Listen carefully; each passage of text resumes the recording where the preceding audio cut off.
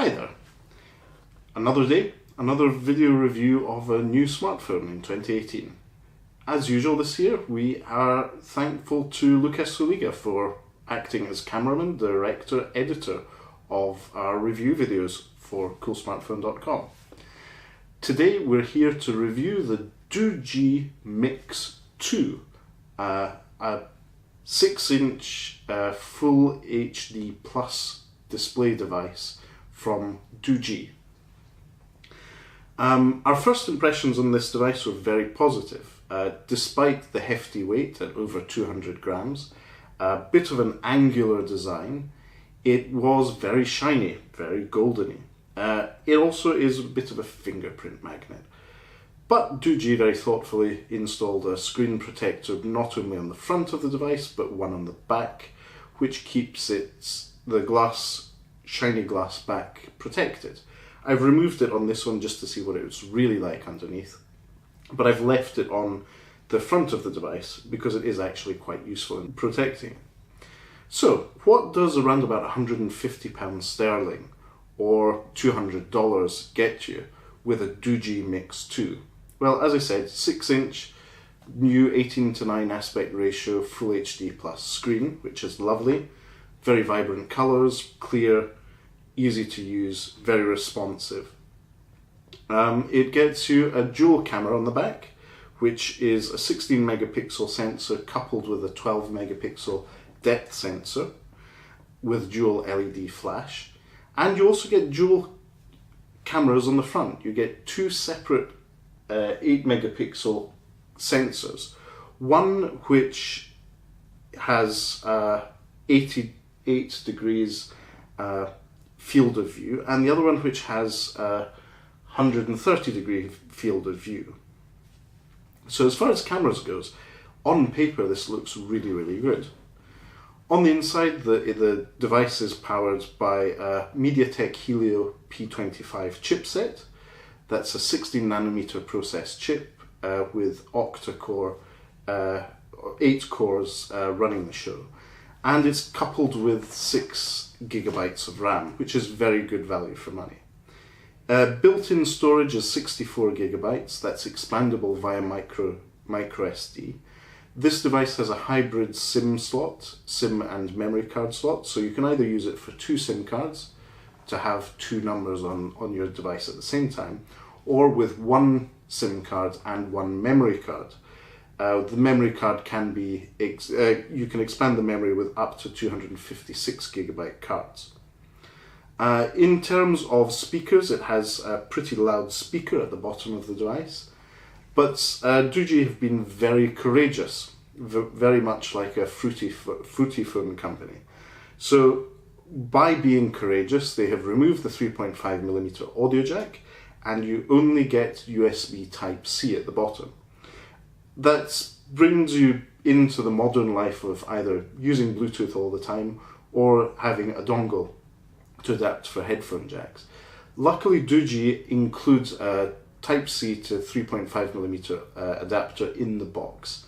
And I've also tested this Type-C port with the new inexpensive Type-C to 3.5mm and Type-C adapters, which allow you to charge and listen to music at the same time, and with this Doogee it works great. Unlike the Google Pixel, which doesn't recognize those particular adapters, with the Doogee they work just fine. The software on the device is Doogee's own Android distribution. It's based on Android 7.1.1.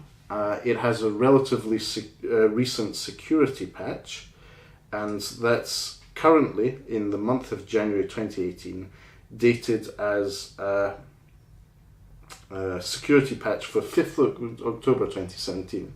So much more recent than some of the big brands like Honor and LG in the same product category. The software is relatively lightweight. There are a few Doogee optimized apps or a few Doogee own apps, and the launcher is pretty simple and unintrusive. Personally, I didn't like the Doogee launcher. It was a bit oversimplistic and lacked some features, so I installed the Microsoft launcher on this device and have been enjoying using it quite a lot. The battery on this device is a 4000 milliamp hour unit. It's coupled with the MediaTek Helio P25 chipset, is very, very efficient. So I get many, many hours of listening to music, audiobooks or podcasts on it. And it's a very good phone for traveling with because of that battery endurance. What I would say is the downside to the phone, maybe the least positive side to it, apart from its weight, is the cameras. The cameras on the back on paper look very good. They do take reasonably good pictures in optimal light conditions, so outdoors with good sunlight, good natural light, they perform well. The issue is that the moment you go into lower light conditions, the moment you go into not so good light conditions, it takes time to focus. If you have a slightly shaky hand like I do, it means you'll not get the best of pictures. But the dual camera setup allows you to perform the bokeh effect shots. It has plenty of standards photo modes, and on the front, for the front-facing cameras, it's particularly impressive how the solution to what your field of view is for taking a selfie. So for example, if you have one person in shot and you want to take one with more people, you just change lens to one with a wider field of view, and it works quite well. But again, the quality of those 8 megapixel sensors or the optics in front of it don't give the best of results. In the same category, you'll probably get better photography from something like a device from Honor or other brands. But value for money overall, you're getting a lot of phone for a not very high price. As I mentioned, it's around about £150 or $200. The chipset is very, very capable, so if you're doing all the basics like social media, messaging, browsing the web, occasionally listening to music and videos, it can handle multitasking brilliantly. The only time it comes under stress is heavy games. The device struggles to run something like Goat Simulator with any other apps open in the background.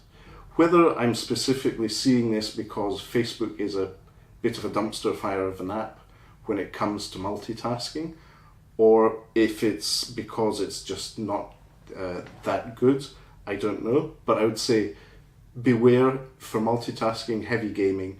The device gets warm on the back and battery drains fast and sometimes stutters. But for £150, nothing to complain about really. Doogee have been iterating on their product lineup very rapidly over the last few years.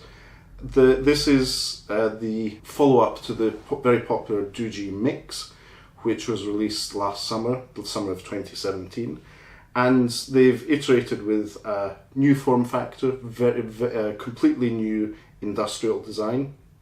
So you get the 18:9 aspect ratio, Full HD plus screen, dual camera on the front, dual camera on the back, the fingerprint scanner on the back rather than on the front, as with the first generation Doogee Mix, and Type-C with no 3.5mm audio jack. So Doogee's second iteration of the Mix line is set for success. Whether that's mainly for the value you get for the money, or if it's for the actual image factor the phone has. It is very pretty, it's very shiny, especially in this gold colour. It looks a bit like a gold ingot. It's set to be quite successful in the unlocked smartphone market. You can buy these not only on marketplaces like AliExpress to have the device imported from China. Now this is available on amazon.co.uk.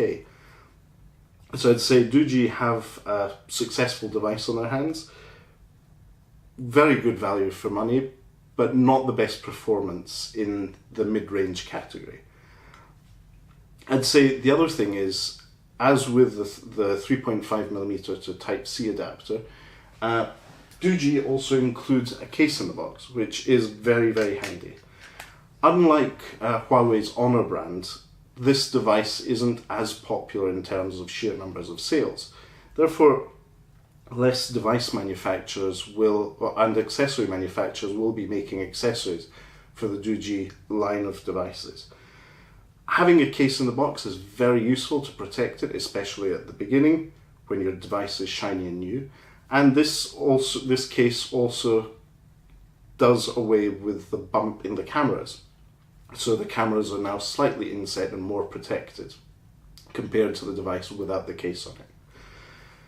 Overall, my impressions of the Doogee Mix 2 are very positive. It's a difficult decision as to whether to buy one of these or not, especially if you're living in the UK and want to use something like Android Pay. No NFC means you won't be able to use this for mobile payments, and also the fact that you don't have a 3.5mm audio jack, that you're working Type-C only may be a reason you might want to consider another device instead of the Doogee Mix 2. But for everyday use, for social media, social networking, watching video, it does a great job. I'd say another thing to bear in mind is it's an 18:9 aspect ratio screen. When watching YouTube video, you do get a bit of banding on the sides, especially for anything older than traditional widescreen 16:9 aspect ratio stuff. So if you're watching any classic YouTube videos from the 80s, you'll see some big black bands at the side of your content. But I'd say overall, positive review of this device, good value for money. It's down to you if you decide to make your purchasing decision. But be aware there's no NFC, and going all in on Type-C for some people may be a step too far. So thanks very much to Doogee for the review device of the Doogee Mix 2, and thanks to Lukasz for his excellent work both behind the camera and editing and preparing the video content for coolsmartphone.com. So thanks very much for watching everyone, and we'll see you at the next review for coolsmartphone.com.